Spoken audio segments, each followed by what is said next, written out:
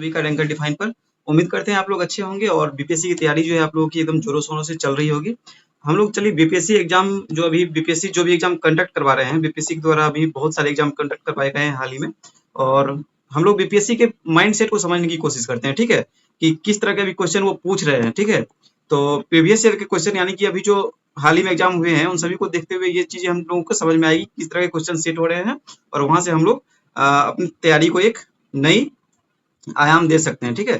तो देखिए इसमें पेपर 3 जो है ये आपको बीपीएससी एई वाले जो एग्जाम हुए थे, ठीक है, असिस्टेंट इंजीनियरिंग सहायक अभियंता वाला, उसका ये पेपर है, पेपर 3। इसमें 6 पेपर होते हैं। इसमें एक जो पेपर होता है आपको जनरल स्टडीज का भी पेपर होता है। तो देखिए किस तरह के प्रश्न को सेट किया है इसमें, इसे हम लोग देख लेते हैं।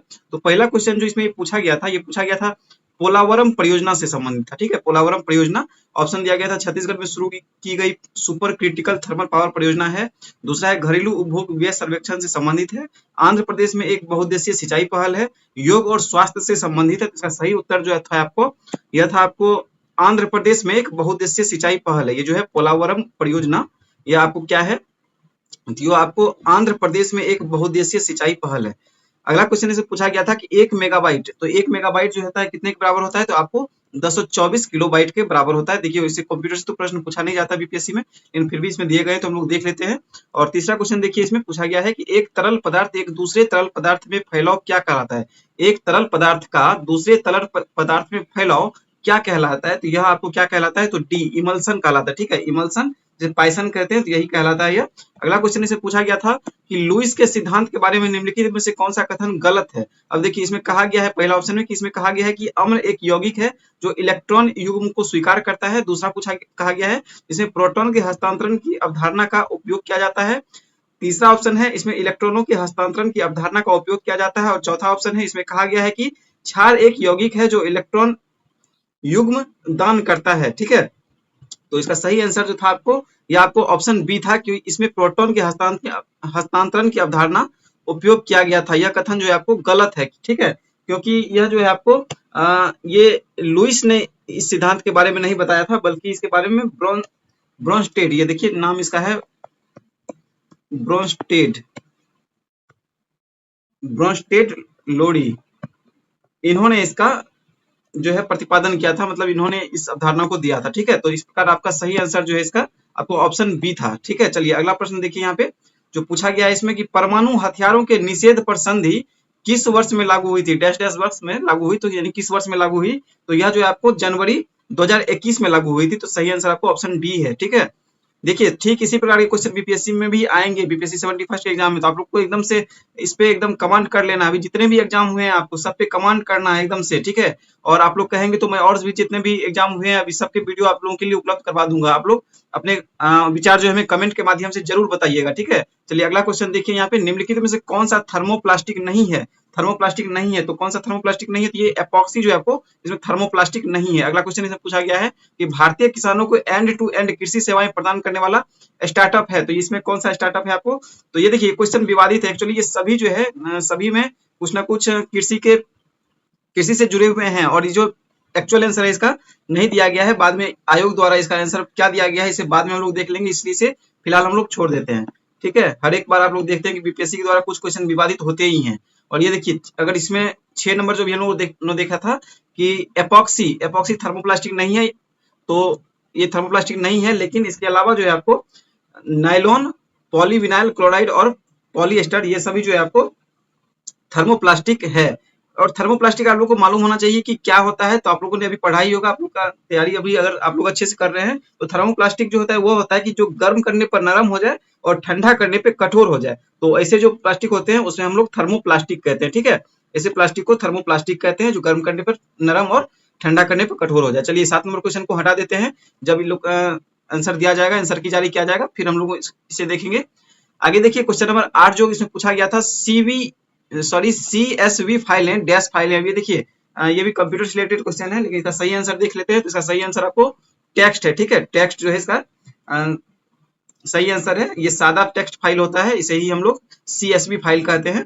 आगे देखिए क्वेश्चन नंबर 9 जो है इसमें पूछा गया था कि गौतम बुद्ध के प्रवचन की भाषा थी, तो गौतम बुद्ध के प्रवचन की भाषा क्या थी, तो पाली भाषा थी। आप लोगों को मालूम है कि इसकी भाषा जो है इनकी भाषा पाली भाषा थी, जिसमें इन्होंने उपदेश दिया था। अगला अगला प्रश्न देखिए यहाँ पे 10 नंबर में इसमें पूछा गया है कि उस माध्यम का अपवर्तनांक क्या होगा, उस माध्यम का अपवर्तनांक क्या होगा जिसमें प्रकाश का वेग 2.0 इंटू 10⁸ मीटर प्रति सेकेंड है। तो देखिए इसका सही आंसर जो है आपको हो जाएगा ऑप्शन नंबर बी है। इसका देखिए एक फॉर्मूला होता है, यहाँ पे देख लीजिए, mu equal to C by V, जहां जो है आपको C equal to 3 into 10⁸ metre प्रति सेकेंड, जो कि निर्वात में प्रकाश का वेग होता है, और वी यानी velocity equal to 2.0 into 10⁸ metre प्रति सेकेंड, जो कि माध्यम में प्रकाश का वेग होता है। अब देखिए यहाँ पे मानों को प्रतिस्थापित करने पर यहाँ पे देखिए प्रकाश का वेग यहाँ पे दिया गया है। अब इस मान को इनपुट करने पर यहाँ पे इस तरह से आपको ये फार्मूला से आया है, और उसके बाद फिर आपको ये मान दिया गया है, और उसका गणना करने पर अपवर्तनांक प्राप्त जो होता है आपको 1.5 होता है। तो इसे आप लोग एक बार अच्छे से देख लेंगे, ठीक है,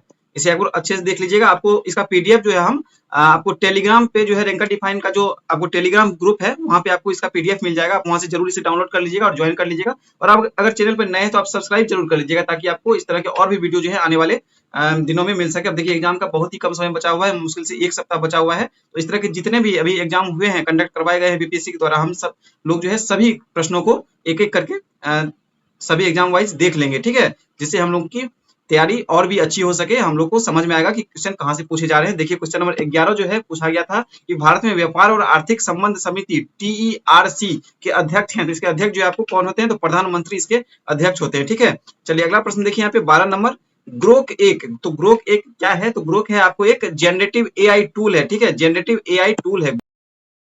देखिए यहाँ पे अगला प्रश्न पूछा गया है कि स्कैल्प SCALP मिसाइल को किसने संयुक्त रूप से विकसित किया है। तो स्कैल्प को किसने विकसित किया है, तो इसको क्या है आपको यूके और फ्रांस ने मिलकर इसको विकसित किया था, ठीक है। चलिए अगला प्रश्न यहाँ पे देखिए पूछा गया है कि हाल ही में किस मंत्रालय ने नई दिल्ली में हरित योग कार्यक्रम शुरू किया है, किस मंत्रालय ने, ये आपको किसने शुरू किया है, तो ये आपको आयुष मंत्रालय ने शुरू किया था, ठीक है। हाल ही में नई दिल्ली में हरित योग कार्यक्रम की शुरुआत जो है आपको आयुष मंत्रालय ने किया है, ठीक है, आयुष मंत्रालय, ठीक है। चलिए अगला प्रश्न देखिए यहाँ पे पूछा जो गया है कि हीरे के बारे में निम्नलिखित में से कौन सा कथन गलत है, ठीक है, कौन सा कथन गलत है हीरे के बारे में। ये आपको यहाँ ऑप्शन देख लीजिए, इसकी क्रिस्टल संरचना ग्रेफाइट के समान है, यह सबसे कठोर प्राकृतिक पदार्थ है, या कार्बन परमाणुओं से बना होता है, या बिजली का खराब संवाहक है। तो इसका सही आंसर आपको हो जाएगा ऑप्शन नंबर ए, ठीक है। यह जो आपको इसकी क्रिस्टल संरचना ग्रेफाइट के समान है, यह कथन आपको गलत है, ठीक है। बाकी आपको ये तीनों जो है कथन यहाँ पे सही कथन है, ठीक है। तो ध्यान रखना इन चीजों को। आगे देखिए नाटो डैश डैश डैश में अस्तित्व में आया। तो यह कब अस्तित्व में आया था, ये आपको अप्रैल 1949 में अस्तित्व में आया, ठीक है। देखिए अभी नाटो जो है बहुत चर्चा में रहा है, ठीक है, रूस यूक्रेन युद्ध को भी लेके और भी बहुत सारे रीजन है। तो आप लोग को ध्यान रखना है, इस तरह के जितने भी संगठन है उन चीजों को भी एक बार देख लेना है, ठीक है। आगे देखिए प्रश्न यहाँ पे फिर कंप्यूटर से संबंधित प्रश्न है, जो कि बीपीएससी में तो कंप्यूटर से पूछते नहीं है। फिर इसका सही आंसर जो है आपको ALU का पूर्ण रूप क्या है, इसका पूर्ण रूप जो है आपको ये हो जाएगा अर्थमेटिक लॉजिक यूनिट, यानी अंक गणितीय तर्क इकाई, ठीक है, अंक गणितीय तर्क इकाई, अर्थमेटिक लॉजिक यूनिट ALU का पूर्ण रूप है, ठीक है। आगे देखिए यहाँ पे 18 नंबर क्वेश्चन जो पूछा गया है, निम्नलिखित में कौन सी सदिश राशि है, सदिश राशि कौन सी है। तो आपको सभी को पता है कि बल जो है इसमें एक सदिश राशि है। आगे देखिए क्वेश्चन नंबर 19, बाइनरी संख्या। अब देखिए यहाँ पे ये भी कंप्यूटर से संबंधित सवाल है। तो 1101 1001 1111 1011 में कितने बाइट्स हैं, तो इसमें जो आपको कितने बाइट्स होते हैं, तो 2 बाइट्स होते हैं।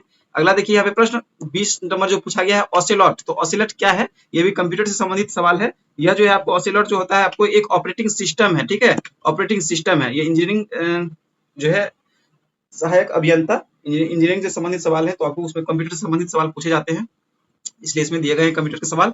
आगे देखिए हाल ही में आयोजित विश्व ऑडियो विजुअल और मनोरंजन शिखर सम्मेलन 2025 का आयोजन किस शहर में हुआ। इसमें इसका जो है किस शहर में हुआ, तो आपको बम्बई में हुआ, ठीक है, बम्बई में इसका आयोजन हुआ था, बम्बई में, ठीक है। चलिए अगला प्रश्न देखिए यहाँ पे पूछा जो गया है 22 नंबर, क्या था कि पुरुषों के एशिया कप हॉकी 2025 की मेजबानी कौन सी भारतीय राज्य कर रहा है। तो यह जो आपको कौन कर रहा है, तो आपको बिहार राज्य कर रहा है, ठीक है, बिहार राज्य जो है आपको पुरुषों की एशिया कप हॉकी 2025 की मेजबानी कर रहा है। आगे है संपीड़न और विरलन किससे संबंधित घटनाएं हैं, तो यह आपको ध्वनि तरंगों से संबंधित घटनाएं हैं। संपीड़न और विरलन जो है आपको ध्वनि तरंग से संबंधित घटना है। अगला प्रश्न से पूछा गया था विश्व सामाजिक मंच का मुख्य एजेंडा क्या है, यह आपको बी है, नव उदारवादी वैश्वीकरण का विरोध, नव उदारवादी वैश्वीकरण का विरोध।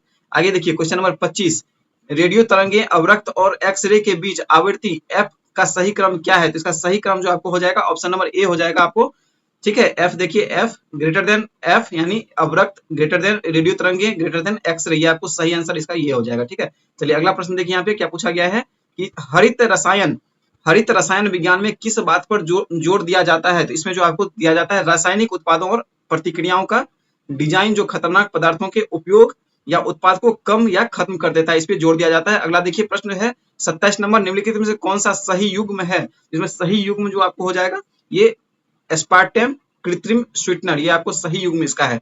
आगे देखिए क्वेश्चन नंबर 28, आप लोग इसे स्लो करके एक बार अच्छे से देख लेंगे, इसका पीडीएफ होगा, आप लोग उसे एक बार देख लेंगे, अच्छे से रिवाइज कर लेंगे, क्वेश्चनों के ट्रेंड को समझ जाएंगे, किस प्रकार बीपीएससी क्वेश्चनों को पूछ रहा है अभी। ठीक है, आगे देखिए पूछा जो गया है फोटोवोल्टिक सेल एक उपकरण है जो, तो फोटोवोल्टिक सेल किस चीज का उपकरण है, तो ये आपको प्रकाश ऊर्जा को विद्युत ऊर्जा में परिवर्तित करता है, प्रकाश ऊर्जा को विद्युत ऊर्जा में परिवर्तित करता है। आगे देखिए क्वेश्चन पूछा गया है 29 नंबर, निम्नलिखित में से कौन से या कौन से कथन सही हैं। तो आपको इसमें से कौन सा कथन सही है, तो देखिए क्या कह रहा है कि विंडोज को शुरू करने के लिए सेफ मोड डिफॉल्ट मोड है, माइक्रोसॉफ्ट विंडोज एक डेटाबेस प्रोग्राम है। देखिए इसमें से कोई भी कथन इसमें से सही नहीं है, वैसे भी ये कंप्यूटर का सवाल है। चलिए आगे देखिए यहाँ पे क्वेश्चन नंबर 30, इसमें पूछा गया है कि निम्नलिखित में से कौन सा चौरा समस्थानिकों का प्रतिनिधित्व करता है। अब देखिए ऑप्शन 6C12 और 7 and 13, 6C12 और 6C13, सी दिया गया है 18AR40 यानी आर्गन और 20Ca यानी कैल्शियम 40 और 8 ऑक्सीजन 17 और 9F70। तो सही आंसर क्या हो जाएगा आपको 30 का, तो सही आंसर आपको हो जाएगा। ये देखिए क्वेश्चन विवादित है, एक्चुअली विवादित ये इसीलिए है क्योंकि इसमें जो है समस्थानिकों में प्रोटीनों की संख्या जो होती है समान होती है, जबकि परमाणु द्रव्यमान जो है भिन्न होता है, और विकल्प में जो आप देख लीजिए परमाणु संख्या सब में अलग अलग है। ठीक है, इसलिए क्वेश्चन जो है विवादित क्वेश्चन है, इसे भी आप लोग हटा दीजिए। देखिए 2 क्वेश्चन इसमें भी विवादित हम लोगों को मिल गए हैं, पता नहीं बीपीएससी ऐसा क्यों करता है। अब क्वेश्चन सिर्फ इसमें 50 क्वेश्चन है, फिर भी इसमें से इस तरह के क्वेश्चन दिए गए हैं, तो ये बीपीएससी का हर एक बार का ये चीज है। देख लीजिए क्वेश्चन नंबर 31 जो है आपको निम्नलिखित में से कौन सा प्रकाश के प्रकीर्णन की घटना के कारण होता है। ये आपको क्या होता है, तो तारों का टिमटिमाना जो है आपको प्रकाश के प्रकीर्णन के कारण होता है। ठीक है, चलिए अगला प्रश्न देखिए, यहाँ पूछा गया है कि निम्नलिखित में से कौन सा मेमोरी एक साथ पढ़ने और लिखने के संचालन की अनुमति देता है। ये आपको देता है रैम। ठीक है, रैम जो है आपको एक साथ पढ़ने और लिखने के संचालन की अनुमति देता है। अगला क्वेश्चन इसमें 33 पूछा गया है कि यदि ए और बी NOR गेट के इनपुट हैं तो इसका आउटपुट क्या होगा। तो इसका आउटपुट जो है आपको क्या हो जाएगा, तो यह हो जाएगा आपको सी हो जाएगा, AB। ठीक है, कंप्यूटर से संबंधित सवाल है ये सारे। देखिए यहाँ पे, अब देखिए जीएस के प्रश्न यहाँ पे आ गए हैं कि लाला लाजपत राय को किस नाम से जाना जाता था, यानी डैश डैश डैश नाम से भी जाना जाता था, किस नाम से जाना जाता था। तो इन्हें जो है आपको लाला लाजपत राय को शेरे पंजाब के नाम से भी जाना जाता था। ठीक है, शेरे पंजाब ध्यान रखना है। आगे देखिए क्वेश्चन नंबर 35 पूछा गया था कि निम्नलिखित में से किस पर चुंबकीय क्षेत्र चुंबकीय प्रभाव उत्पन्न नहीं कर सकता है, तो कौन किस पे, तो स्थिर विद्युत आवेश पर जो है आपको चुंबकीय क्षेत्र चुंबकीय प्रभाव उत्पन्न नहीं कर सकता है। ठीक है, स्थिर विद्युत आवेश पर। अगला प्रश्न देखिए यहाँ पे 36 पूछा गया था कि निम्नलिखित में से कौन से कथन सही हैं। अब देखिए दांडी मार्च का नेतृत्व महात्मा गांधी ने वर्ष 1932 में किया था। दूसरा है भारत छोड़ो आंदोलन महात्मा गांधी द्वारा वर्ष 1942 में शुरू किया गया था। ऑप्शन ए देखिए 1 और 2 दोनों,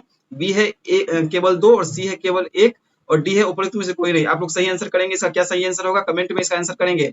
ठीक है, इसका सही आंसर क्या हो जाएगा, तो इसका सही आंसर हो जाएगा, देखिए यहाँ पे भारत छोड़ो आंदोलन महात्मा गांधी वर्ष 1942 में शुरू किया, ये तो आपको सही है, तो यानी 2 सही है। ठीक है, और दांडी मार्च कह रहा है कि नेतृत्व महात्मा गांधी ने वर्ष 1932 में किया है, देखिए गलत है और ये सही है, क्योंकि 1932 में ये जो है दांडी मार्च नहीं हुआ था, बल्कि कब हुआ था आपको 12 मार्च 1930, ध्यान रखना है कब, तो 12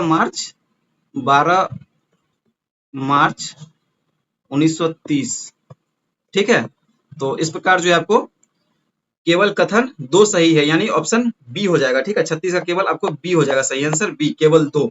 ठीक है, अगला प्रश्न देखिए यहाँ पे पूछा गया है कि ऑक्सीजन के बारे में निम्नलिखित में से कौन सा कथन सही है। ऑक्सीजन के बारे में निम्नलिखित में से कौन सा कथन सही है, और यहाँ पे देखिए तो ये हो जाएगा ऑप्शन नंबर ए, तरल या ठोस होने पर यह गहरा नीला दिखाई देता है, ये सही है, बाकी सारे गलत है। चलिए पढ़ना ही उसको नहीं है, नहीं तो ध्यान आपका झूठ का माइंड में एक आ जाएगा फालतू का। तो देख लीजिए तरल जो है ऑक्सीजन के बारे में निम्नलिखित में से कौन सा कथन सही है, तो यह तरल या ठोस होने पर यह गहरा नीला दिखाई देता है, यह सही है। आगे देखिए प्रश्न यहाँ पे 38 नंबर, भारत का सबसे बड़ा निर्यातित उत्पाद कौन सा है, आपको हो जाएगा चीनी। भारत का सबसे बड़ा निर्यातित उत्पाद कौन सा है, तो चीनी है। ठीक है, आगे देखिए लिनक्स के सभी प्रोग्राम डैश के रूप में निष्पादित होते हैं, लिनक्स के सभी प्रोग्राम ये आपको प्रक्रिया के रूप में निष्पादित होते हैं। ठीक है, अगला प्रश्न यहाँ पे क्वेश्चन नंबर 40 कि निम्नलिखित में से कौन सा रासायनिक प्रतिक्रिया का गुण है, रासायनिक प्रतिक्रिया का निम्नलिखित में से कौन सा गुण है।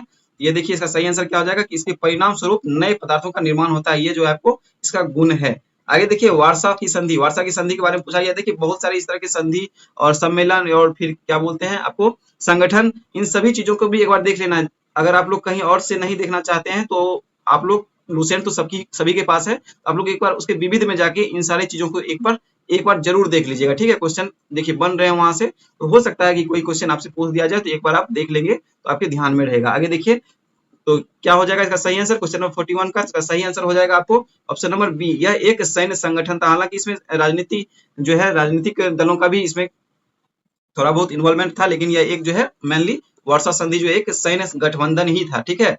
चलिए आगे देखिए प्रश्न यहाँ पे क्वेश्चन नंबर 42 पूछा गया है कि भारत में राष्ट्रीय प्रौद्योगिकी दिवस मनाया जाता है, तो यह मनाया जाता है आपको क्यों, तो परमाणु परीक्षणों के सफल संचालन की घटना को मनाने के लिए, ठीक है, परमाणु परीक्षणों के सफल संचालन की घटना को मनाने के लिए। चलिए अगला प्रश्न देखिए यहाँ पे क्वेश्चन नंबर 43 पूछा गया था कि मिश्रित अर्थव्यवस्था किससे बनती है, मिश्रित अर्थव्यवस्था यह आपको बनती है किससे, तो सार्वजनिक और निजी क्षेत्र से। मिश्रित अर्थव्यवस्था बनती है आपको सार्वजनिक और निजी क्षेत्र से। आगे देखिए क्वेश्चन पूछा गया है निम्नलिखित में से कौन सा डीसी करंट का स्रोत है, डीसी करंट का स्रोत है, तो आपको लिथियम आयन बैटरी इसमें जो है आपको डीसी करंट का स्रोत है। अब देखिए इन सभी चीजों को देखने से समझ में ये आ रहा होगा कि हम लोगों को किस चैप्टर पे फोकस करना है। तो मेनली हम लोग जो प्रीवियस ईयर के क्वेश्चन देखते हैं उनका मेन मकसद यही होता है कि किस चैप्टर से प्रश्न पूछे जा रहे हैं, किन चैप्टरों पे फोकस करना है, क्या किस टाइप के क्वेश्चन पूछे जा रहे हैं, उस तरह के क्वेश्चनों को प्रैक्टिस करना है, ठीक है। तो हम लोगों का यही मकसद है, इसीलिए हम लोग इन चीजों को देख रहे हैं, ठीक है। आगे देखिए क्वेश्चन नंबर 45 इसमें पूछा गया है कि सरकार द्वारा खाद्य भंडारण डिपो की वास्तविक समय में निगरानी करने के लिए शुरू किए गए नए पोर्टल का नाम क्या है। इस नए पोर्टल का नाम क्या है आपको, तो डिपो दर्पण नाम है इसका, डिपो दर्पण, ठीक है। चलिए अगला प्रश्न देखिए यहाँ पे क्वेश्चन नंबर 46 जैव रासायनिक ऑक्सीजन मांग बीओडी किसकी माप है, तो यह आपको माप है किसकी, यह आपको माप हो जाएगी पानी में कार्बनिक प्रदूषक की माप है, ठीक है। जैव रासायनिक ऑक्सीजन मांग जो है आपको पानी में कार्बनिक प्रदूषक की माप है। आगे देखिए क्वेश्चन नंबर 47 इसमें पूछा गया है कि निम्नलिखित में से कौन सा द्रव्य विद्युत का अच्छा सुचालक है, विद्युत का अच्छा सुचालक है, यह आपको हो जाएगा नमकीन पानी। नमकीन पानी जो है आपको विद्युत का एक अच्छा सुचालक है, नमकीन पानी। आगे देखिए छोटी सी क्वेश्चन नंबर 48 छोटी दूरी पर डेटा का आदान प्रदान करने के लिए इस्तेमाल की जाने वाली वायरल तकनीक है। देखिए आप लोग बहुत पहले से करते आ रहे हैं बटन वाले फोन के जमाने से ही, तो इसका सही आंसर क्या हो जाएगा आप लोगों को सभी को मालूम है, तो ब्लूटूथ इसका सही आंसर हो जाएगा।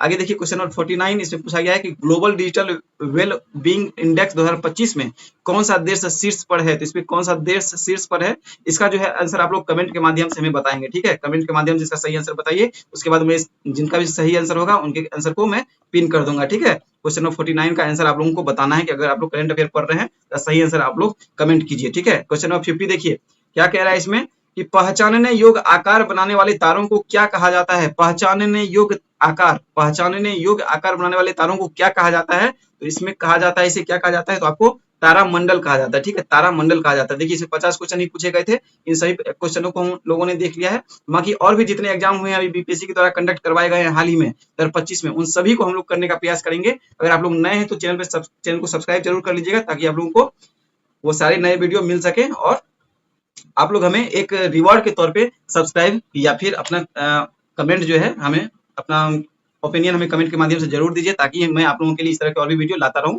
और मैं एक्चुअली मोटिवेट होता हूं इस चीज से कि आप लोग कमेंट कर रहे हैं, सब्सक्राइब कर रहे हैं, शेयर कर रहे हैं, तो मेरे वीडियो बनाने का आप लोगों के लिए जो है एक यह उद्देश्य जो है यह इस तरह से पूरा होता है, ठीक है। तो चलिए हम लोग मिलते हैं नेक्स्ट वीडियो में किसी दूसरे एग्जाम के क्वेश्चनों को लेकर, ठीक है।